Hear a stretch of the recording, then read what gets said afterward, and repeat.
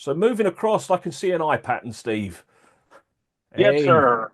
What we're showing here is our SDI stress, where for manufacturing and engineering, we have the complete tool set to be able to verify that your SDI output is doing what you need it to do and be able to stress your receiver design from a PLL lock point of view and actually manipulate the output so that we can stress your receiver design to make sure it's going to take whatever the world throws at it.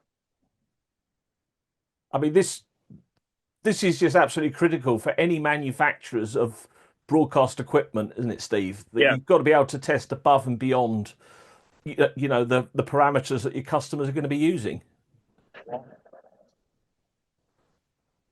And obviously, we've got it both in the QXP and the QXL.